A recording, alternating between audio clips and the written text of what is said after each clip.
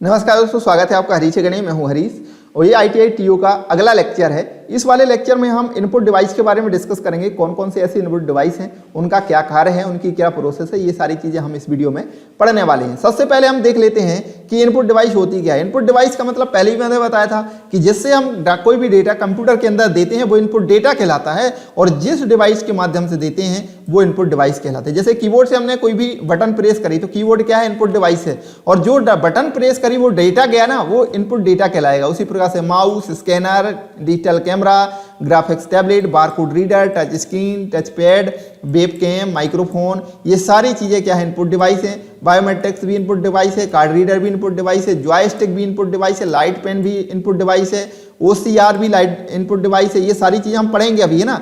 Game pad भी input device है, OMR भी क्या है, इनपुट डिवाइस है, और MICR भी इनपुट डिवाइस है। ये सारी चीज़ें इनपुट डिवाइस है। तो आप इनको एक बार जरूर देख लें, इनको पढ़ लें कि भाई अगर ऐसा आ जाए क्वेश्चन कि इनमें से कौन सा जो है डिवाइस इनपुट डिवाइस नहीं है, तो आप वहाँ पर कंफ्यूज मत हो जाएं। जैसे कि अगर आपको आ जाए कि कार्ड रीडर क्या है, एक इनपुट डिवाइस है कि नहीं, तो आप हो सकता है इसको गलत कर लें। तो आप इनको एक बार जरूर देख लें कि आपको समझ में आ जाए कि हाँ ये भी इनपुट डिवाइस है। अब देख लेते हैं हम। सबसे पहला डिवाइस है इनपुट डिवाइस कीबोर्ड। कीबोर्ड में क्या होता है, जब हम कोई भी की प्रेस करते हैं इस कीबोर्ड में, तो जैसे ही हम कीबोर्ड में कोई प्रेस करेंगे तो इसका जो प्रोसेसर इसमें एक लगा रहता है खुद का इनबिल्ट, तो वो क्या करता है कि कीबोर्ड इनकोडर के माध्यम से क्या होता है कि जो सिग्नल भेजता है मदरबोर्ड में, और इसके पता चल जाता है ऐसे डेटा ट्रांसफर होता है। ठीक है। अब इसमें पूछता क्या क्या है, तो इसमें क्या है, आज के मॉडर्न में 104 की या 108 की या उससे ज़्यादा भी हो सकते हैं, कुछ क्या है मल्टीमीडिया बटनें भी रहती हैं। तो ये नहीं पूछेगा आपसे कि कितने की होती हैं, है ना। अगर पूछेगा भी तो ये नहीं पूछेगा कि कितने बटनें होती हैं, जबकि ये पूछेगा, जैसे उसने कहा कि भाई F1 से F12 की जो की हैं वो किसके अंतर्गत आती हैं, उनको क्या कहा जाता है, तो उनको क्या कहा जाता है, फंक्शन की कहते हैं। उसी प्रकार से यहाँ पर ये एरो की कहलाती हैं इनको, या नेविगेशन की भी कहा जाता है, जिससे हम क्या कह सकते हैं, पेज में ऊपर नीचे दाएं बाएं लेफ्ट राइट ये सारी चीजें जाते हैं, तो उनको क्या कहा जाता है, नेविगेशन की कहा जाता है। उसी प्रकार से 0 से लेकर के आपकी जो है 9 तक की कहलाती है न्यूमेरिक पैड या न्यूमेरिक की कहा जाता है। ठीक है, ये सभी को पता है। उसी प्रकार से अल्फाबेट की A to Z तो अल्फाबेट कहेंगे।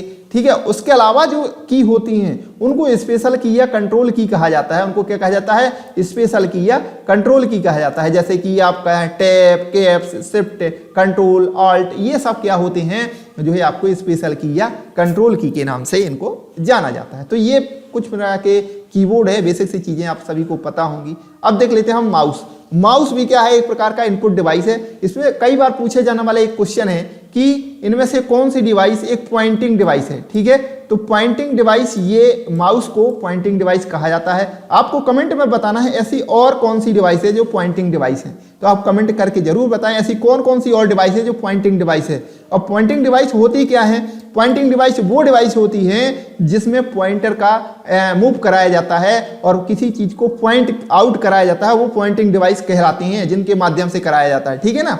Hand held hardware input device कौन सी है, तो इसको जो माउस में होल्ड करके इसको मूव कराया जाता है, इसलिए इसको क्या बोलते हैं, हैंड हेल्ड हार्डवेयर बोलते हैं, इनपुट डिवाइस कहा जाता है। किसी भी प्रोग्राम को अपने ओपन करने के लिए टेक्स्ट फाइल, फोल्डर और इन सबको मूव कराने के लिए इसको मतलब आपकी माउस की बटन को जो है ड्रैग एंड ड्रॉप की सहायता से इसको यहाँ वहाँ ले जाया जा सकता है।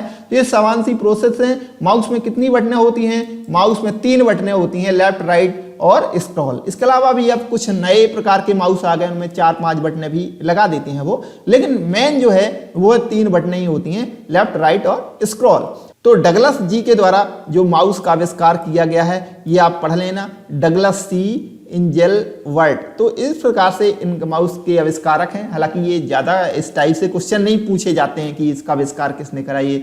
अब यहाँ पर जो समझने वाली बात है वो ये है कि माउस में जो बटन होती है लेफ्ट राइट, है ना, और तीसरी स्क्रॉल। अब लेफ्ट के अंतर्गत हम क्या करते हैं कि जब माउस की बटन को एक बार प्रेस करते हैं तो ये क्या कहलाती है, प्रेस करना। माउस की बटन को दबाना, प्रेस करना कहलाता है। और जब उसको छोड़ते हैं तो वो कहलाता है रिलीज करना। तो 2 प्रकार के फंक्शन हो गए, प्रेस करना और रिलीज करना। ये माउस की लेफ्ट बटन के अंतर्गत हम जनरली काम करते हैं, प्रेस करना और रिलीज करना। ठीक है, तो इन दोनों से प्रेस करना और रिलीज करना से मिलकर होता है सिंगल क्लिक। क्या होता है, सिंगल क्लिक बनता है। और डबल क्लिक क्या होता है, 2 बार क्लिक करना डबल क्लिक कहलाता है। ट्रिपल क्लिक से भी कुछ फंक्शन काम करते हैं। अगर आपसे मैं पूछूं कि ट्रिपल क्लिक का यूज कहाँ किया जाता है, अगर आप कंप्यूटर आपने ऑपरेट करा है तो आप जरूर बता देंगे कि इसका ऑपरेट कहाँ किया जाता है। ट्रिपल क्लिक का उपयोग कि किसी भी पैराग्राफ को सेलेक्ट करने के लिए ट्रिपल क्लिक का उपयोग किया जाता है। और डबल क्लिक का ओपन करने के लिए किसी भी फोल्डर फाइल को, है ना। सिंगल क्लिक आप किसी भी पॉइंट को, किसी भी फंक्शन को ऑपरेट करने के लिए सिंगल क्लिक का उपयोग किया जाता है, ठीक है। इसके बाद राइट जो बटन होती है उसका मेन उपयोग करता है कि पॉपअप मेन्यू को ओपन करना है। जैसे मैंने यहाँ राइट क्लिक बटन किया तो ये एक मेन्यू ओपन हो गया जो इससे संबंधित फंक्शन दिए रहेंगे कि इसमें आप क्या क्या ऑपरेशन कर सकते हैं। तो किसी भी जगह पर आप राइट क्लिक कर दें तो एक पॉपअप मेन्यू ओपन हो जाएगा। तो राइट बटन का उपयोग होता है प्रॉपर्टी ओपन करने के लिए या पॉपअप मेन्यू को ओपन करने के लिए। इस प्रकार से स्क्रॉल का उपयोग सीधा सा है कि स्क्रॉल का उपयोग आगे पीछे पेज को स्क्रॉलिंग करने के लिए किया जाता है। तो इस प्रकार से माउस के जो कार्य हैं वो मैंने आपको बता दिए। इसमें जो है लेजर बीम की सहायता से इसका पहले दूसरे प्रकार के माउस होते हैं जहां पर इसमें ऑप्टिकल का उपयोग किया जाता है। वहां एक बॉल लगी होती थी तो बॉल जिस साइड को रोटेट करती थी तो हमारा कर्सर उसी साइड को रोटेट होता था। तो ये पुराने माउस इस प्रकार से आते हैं। अब आगे हैं ऑप्टिकल वाले। अब देखते हैं अगला हमारा जो टाइप है इनपुट डिवाइस का वो है स्कैनर। स्कैनर क्या होता है, किसी भी डॉक्यूमेंट को स्कैन करके और कंप्यूटर के अंदर प्रवेश कराना या इनपुट कराना कहलाता, स्कैनर का काम कहलाता है। और स्कैनर कई प्रकार के होते हैं इसलिए मैंने यहाँ पर कुछ स्कैनर लिखे हैं टाइप ऑफ स्कैनर में। एक होता है फ्लैट स्कैनर और sheet fed scanner, hand held scanner, drum scanner, photo scanner, film scanner, portable scanner. तो इस प्रकार से बहुत सारे स्कैनर जो हैं आपको ये दिए हुए हैं। इनके बारे में थोड़ा थोड़ा हम देख लेते हैं ताकि अगर इस कुछ पूछा जाए इससे क्वेश्चन तो बाहर ना जाए। अगर हम कहें कि फ्लैट बेड स्कैनर क्या कहलाता है, फ्लैट बेड स्कैनर एक ऑप्टिकल स्कैनर होता है। क्या होता है, ऑप्टिकल स्कैनर होता है। डॉक्यूमेंट चित्र को स्कैन करता है और मूव कराने की आवश्यकता नहीं पड़ती इसको, डॉक्यूमेंट को एक बार आप इसमें रख देते हैं और दबा करके और अपने कंप्यूटर से जो है स्कैन करा लेते हैं। तो ये सामान्य सा स्कैनर है जिसका जनरली सभी लोग उपयोग करते हैं। उसको क्या बोलते हैं, फ्लैट बेड स्कैनर, ठीक है। उसी प्रकार से है sheet fed scanner. Sheet fed scanner क्या होता है, जब आपको बहुत सारी कॉपियां हैं उनको स्कैन करना होता है तो आप इस प्रकार के स्कैनर का उपयोग करते हैं। उनको यहां पर आप रख देंगे बहुत सारी सीट को और ये ऑटोमेटिक स्कैन होकर के नीचे से निकलती जाएंगी। ये जनरली आपका बड़ी जो मशीनें होती हैं फोटोकॉपी वाली मशीन, उनके ऊपर जो हम कागज रखते हैं और उसको स्कैन करवाते हैं वो क्या कहलाते हैं, सीट फेड स्कैनर, है ना। तो इसका उपयोग यही है कि आप इकट्ठे सारे A4 के कागज रख लो और उनको स्कैन करवा लो। लेकिन इसमें आप कॉपी या किताब को स्कैन नहीं करवा सकते। इसके लिए आप क्या है कि पेज को इसके अंदर से होकर के जाना पड़ता है। इसलिए A4 के जो कागज हैं उनको आप यहाँ पर रखना पड़ेगा, मतलब ऐसे उनको एक फोल्ड करके नहीं रख सकते, आप उनको खोलना पड़ेगा अलग अलग करके, तभी वो स्कैन हो पाएंगे, ठीक है। इसके बाद हम देखेंगे यहाँ पर हैंड हेल्ड स्कैनर कौन सा है। तो ये बारे क्या कहलाते हैं, हैंड हेल्ड स्कैनर कहलाते हैं। इसका उपयोग जनरली जब हम कहीं शॉपिंग करने जाते हैं तो मॉल वगैरह में आपकी प्राइस को स्कैन करने के लिए इसका उपयोग किया जाता है। तो हैंड हेल्ड स्कैनर में यूजर अपने हाथों में इसे पकड़ता है और चीज़ों को स्कैन करता है। या पोर्टेबल स्कैनर है जो चीज़ों को स्कैन करने के लिए तस्वीर खींचता है। फ्लैट बेड स्कैनर और सीट बेड स्कैनर में चीज़ों को प्रिंट करने के लिए उन्हें उनके अंदर रखना पड़ता है, जबकि ये बाहर से ही स्कैन कर लेता है। तो सामान्य सी बातें हैं, आप खुद समझदार है, बस थोड़ा सा बताना जरूरी है आपके लिए। उसी प्रकार से ड्रम स्कैनर। तो ड्रम स्कैनर क्या होता है, ड्रम स्कैनर में चीज़ों को स्कैन करने के लिए फोटो मल्टीप्लायर ट्यूब का उपयोग किया जाता है। तो ये क्वेश्चन पूछा गया है एक बार कि फोटो मल्टीप्लायर ट्यूब का उपयोग किस स्कैनर के अंतर्गत किया जाता है, तो ड्रम स्कैनर के अंतर्गत किया जाता है। इसलिए फोटो मल्टीप्लायर ट्यूब स्कैन के नाम से भी इसको जाना जाता है। ड्रम स्कैनर एक प्रकार की ग्लास ट्यूब होती है जिस पर इमेज को रखा जाता है। ड्रम स्कैनर ये इस प्रकार से होता है, आपको दिख रहा होगा। इसका रेजोल्यूशन सबसे अधिक होता है, यानी 10,000 डॉट पर इंच, जबकि आपको पता होगा कि व्यापम में जो स्कैनिंग के लिए फोटो मंगाते हैं वो 300 डॉट पर इंच मंगाते हैं। मतलब ये देख लो उससे कितना ज़्यादा इसमें रेजोल्यूशन है, ठीक है।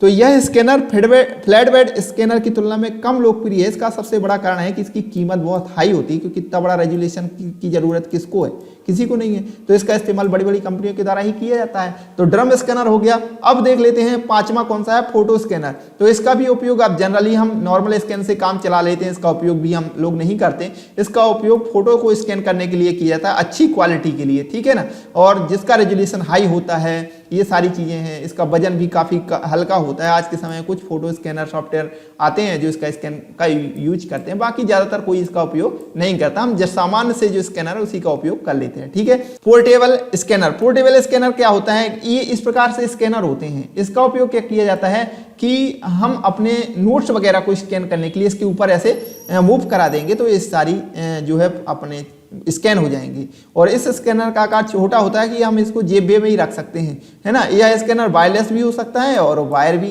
का यूज भी कर सकते हैं। इसका उपयोग डॉक्यूमेंट और चित्रों को स्कैन करने के लिए किया जाता है, ठीक है। तो इस प्रकार से है पोर्टेबल स्कैनर भी ये होता है। अगर हम देखें कि फिल्म स्कैनर, तो जो पहले फिल्म वगैरह आती थी तो उस फिल्म का मतलब आप जिनको बोलते हैं रील वगैरह, है ना, जब हम फोटो को कैप्चर करते थे तो रील निकलती थी पहले। तो ये रील को अगर हम यहाँ पर रख देंगे तो हमारे सामने पूरी की पूरी फोटो स्कैन हो जाएगी। तो इस प्रकार के जो स्कैनर होते हैं उन्हें फिल्म स्कैनर कहा जाता है। हालांकि अब इसका उपयोग भी नहीं किया जाता, ठीक है ना।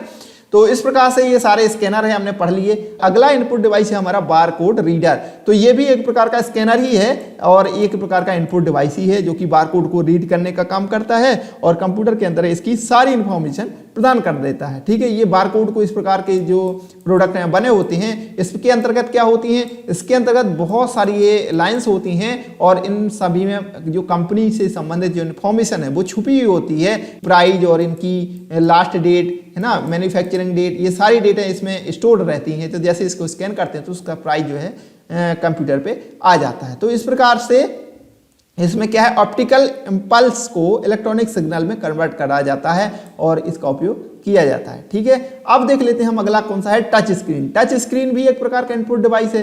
अब किसी भी जो टच स्क्रीन डिवाइस होती है उसमें क्या है, विशेष प्रकार की किरणें निकलती रहती हैं। जैसे ही हम टच करते हैं तो उंगली से वो किरणें हैं वो रिटर्न होकर के वापस स्क्रीन में परिवर्तित होती है और किसी भी जो हमारा जहां पर हमने टच किया है उसको क्या होती है, इनपुट कर देती हैं। तो इस प्रकार से टच स्क्रीन भी क्या है, एक प्रकार का इनपुट डिवाइस है। इसमें क्या है, किसी भी इसका उपयोग कंप्यूटर, लैपटॉप और आपका जहां सबसे ज्यादा उपयोग करते हैं आपका एटीएम कार्ड मशीन, तो इन सब में इसका उपयोग किया जाता है, ठीक है। अब देख लेते हैं अगला जॉयस्टिक। जॉयस्टिक क्या है, जॉयस्टिक भी एक प्रकार का इनपुट डिवाइस है जो आमतौर पर कंप्यूटर में गेमिंग के लिए उपयोग किया जाता है। जैसे हमको चारों दिशाओं में उसको मूव कराना है, हम कह रहे हैं सभी दिशाओं में मूव कराना है, हमको इस साइड जाना है, इस साइड, कहीं पर भी इसको मूव कराया जा सकता है। तो इसका उपयोग गेमिंग के लिए किया जाता है। ये एक प्रकार का इनपुट डिवाइस है। इसका उपयोग व्हील चेयर में, निगरानी कैमरे में और इसके अलावा कई छोटी छोटी इलेक्ट्रॉनिक्स उपकरणों में इसका उपयोग किया, मोबाइल फोन में भी कभी किया जाता था।